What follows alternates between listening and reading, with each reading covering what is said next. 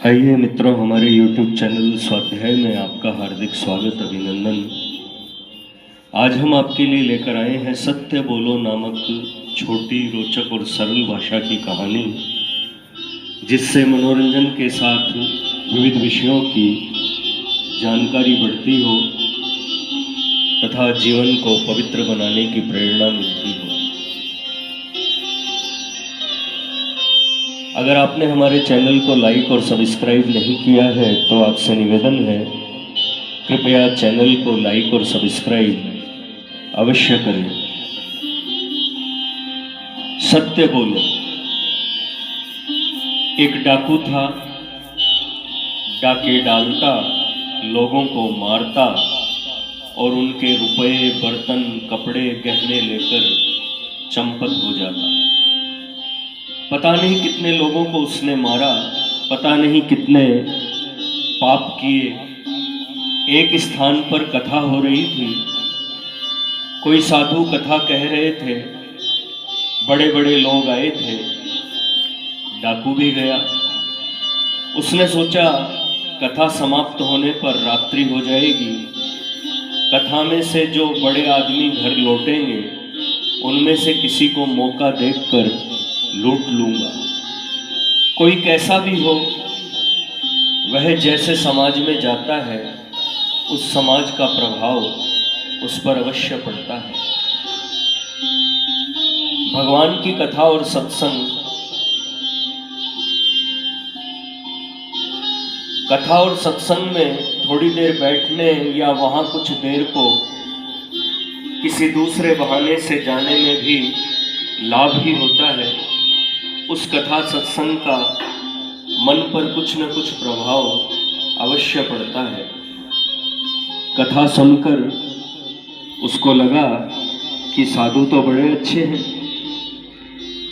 उसे कथा सुनकर मृत्यु का डर लगा था और मरने पर पापों का दंड मिलेगा, यह सुनकर वह घबरा गया था। उस साधु के पास गया, महाराज मैं डाकू हूं, डाका डालना तो मुझसे छूट नहीं सकता, क्या मेरे भी उद्धार का कोई उपाय है? उसने साधु से पूछा। साधु ने सोचकर कहा, तुम झूठ बोलना छोड़ दो। डाकू ने स्वीकार कर लिया और लौट पड़ा। कथा से लौटने वाले घर चले गए थे।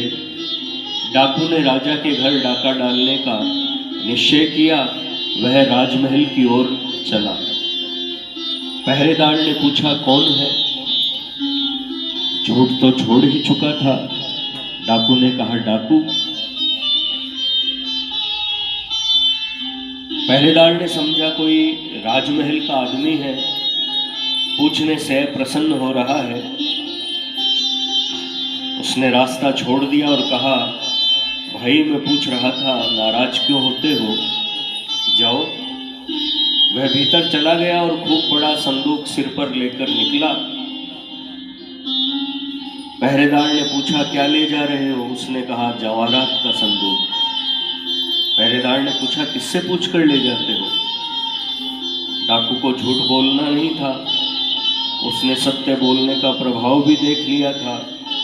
वह जानता था कि पहरेदार ने उसे राजमहल में भीतर जाने दिया, वह भी सत्य का ही प्रभाव था, नहीं तो पहरेदार उसे भीतर भला कभी जाने देता। डाकू के मन में उस दिन के साधु के लिए बड़ी श्रद्धा हो गई थी। उसका डर एकदम चला गया था। वह सोच रहा था कि यदि इतना धन लेकर मैं निकल गया